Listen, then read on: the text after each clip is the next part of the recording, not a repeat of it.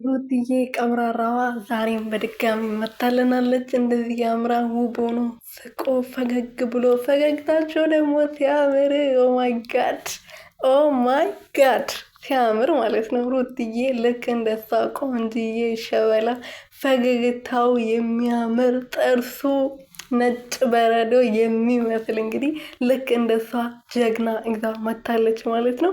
ይሄ ሁሉ የጠፋሁት እናንተን ያለማስጨነቅ እናንተን ለማስደሰት እኔም የራሴን ህይወት አስካክዬ ተመልሼ መጥቼላችኋለሁ ብላለች። እንኳን በደህና በሰላም ይሄ ፈገግታ ብዙዎቻችን ናፍቀን ነበርና እንኳን ደህና መጣሽልን። ሰላም ሰላም ቤተሰብ እንዴት ናችሁልኝ?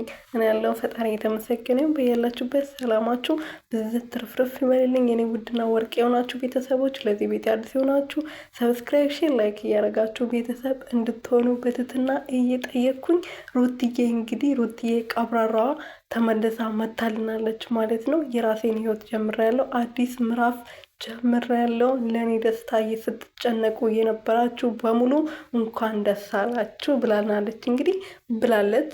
ብዙዎቻቸው ሲጨነቁ ነበረ። በቃ ብዙ ሰው ሲያለቅስ ነበረ ከሷ ጋር። እንደዛውም ደግሞ የሷ ለቅሶ የሚያስደስተውም ሰው አለ።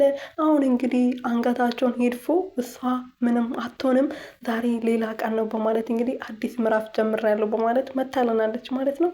መልካም የደስታ ዘመን ይሆንልሽ። ከዚህ በኋላ እንደማታለቅሺ ፈገግታሽን ልክ እንደ በፊቱ እንደምናይ ተስፋ አደርጋለሁ። ፈጣሪ ፈገግታሽን፣ ሳቅሽን እንደዚህ ያብዛልሽ ማለት ነው። የኔ ውድና ወርቅ የሆንሽ ልጅ ምን ልበልሽ በእናትሽ፣ እኔ ምንም ምልሽ ነገር የለኝም። ትናንት እንግዲህ በጣም አዝና መታ ነበረ። ዛሬ ደግሞ እንደዚህ ፈገግ ብላ መታለች ማለት ነው።